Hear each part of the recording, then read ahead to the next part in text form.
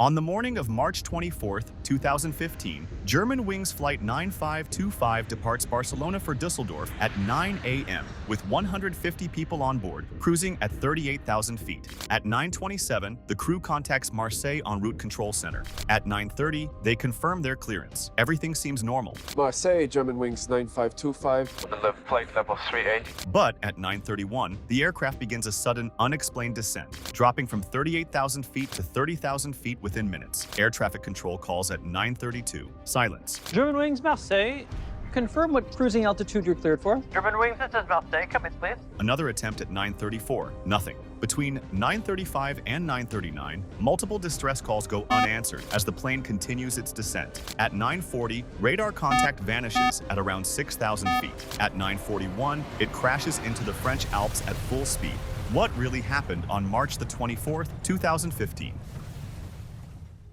Germanwings Flight 9525 was an international passenger flight from Barcelona El Prat Airport in Spain to Düsseldorf Airport in Germany. The flight was operated by Germanwings, a low-cost carrier owned by Lufthansa. It carried 144 passengers and 6 crew members. The flight was commanded by 34-year-old Captain Patrick Sondenheimer and 27-year-old co-pilot Andreas Lubitz, who joined Germanwings in 2013. Among the passengers were 16 students and 2 teachers from Joseph Koenig Gymnasium in Haltern am See. Also on board were opera singers Oleg Briuk and Maria Radner, along with 2 football journalists returning from covering El Clasico. The plane's final contact with air traffic control came at 9:30 a.m. Shortly after, the captain left the cockpit, reportedly to use the toilet. At 9:31, the descent began. When the captain attempted to re-enter, he was locked out. Lubitz had deliberately locked the cockpit door. After the 9/11 attacks, cockpit security protocols were changed to prevent hijackers from storming the flight deck. The doors were reinforced, making unauthorized entry nearly impossible.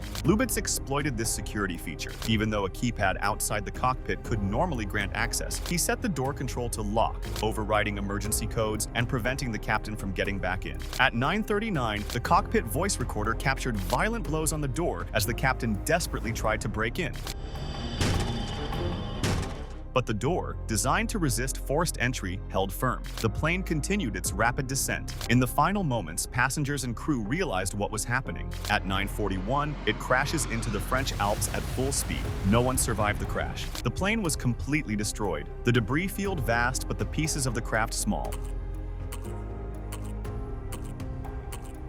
The cockpit voice and flight recorder were found in the same week, although they were both severely damaged. When flight investigators stitched together the data, a story of intentional action formed. The plane was hijacked by the co-pilot. Patrick Sondenheimer was an experienced pilot with over 10 years of flying experience. He was father of a 6-year-old daughter and a 3-year-old son. Lubitz had dreamed of flying since childhood and was a skilled glider pilot before joining Lufthansa's flight academy. However, in 2008, he paused his training due to severe depression, but resumed in 2009 after treatment. 3 days after the crash, German detectives searched Lubitz's home. They found no suicide note or political motive, but discovered a doctor's letter declaring him unfit to work. Germanwings had never received a sick note, as German privacy laws prevented employers from accessing medical records. A second search revealed that Lubitz had been prescribed antidepressants, including escitalopram and mirtazapine, as well as a sleep aid, Zopiclone. Investigators found that he had researched suicide methods and cockpit door security in the days leading up to the crash. He had a history of psychotic depression, suicidal tendencies, and an intense fear of going blind,